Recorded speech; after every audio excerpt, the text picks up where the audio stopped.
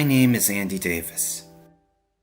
I graduated recently. I live in a cozy dorm with no roommates, single, and I just don't know what to do with my life.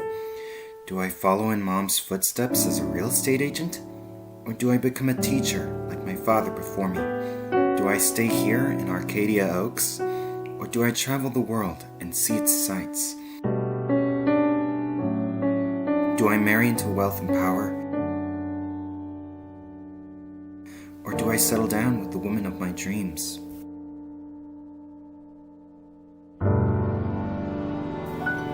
The road in front of me has many twists and turns, but I don't know which ones to take. If you ask anybody in Medfield College how they would describe Andy Davis, they would use words like meek or safe, because really, that's how he was all his life, never really asserting himself into anything of note, not even into his childhood playtime scenarios. This would all change when a young woman came up to him at the Devil's Nest bar and asked if she could talk with him.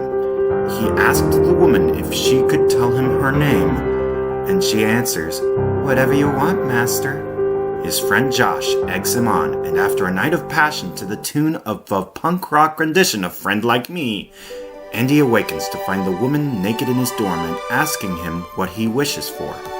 For she is in truth a genie of an enchanted rose that allows Andy one wish for each of its petals, 64 in all, or rather 63 at this point, since Andy used his first wish to find out how many there were. No such waste for the second wish, as Andy uses it for some retcon duration, but to quote Andy, "I have to give you a name, you know?" You know. Will that be one's name?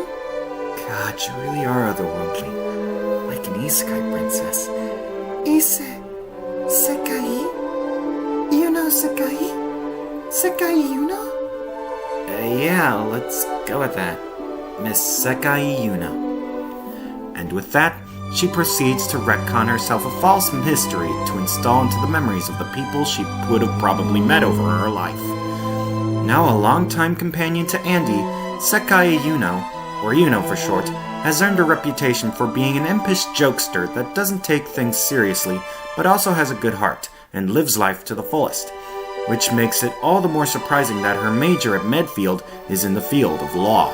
With everything in place, Yuno makes herself comfortable in Andy's circle of friends. But when Andy accidentally wishes Sid to the moon, the two magic their way through the resulting vortex to rescue him. With the day saved, Andy promises to think his wishes through before making them, unaware that the two are being watched by enigmatic figures discussing that there is a deeper magic afoot than one would think.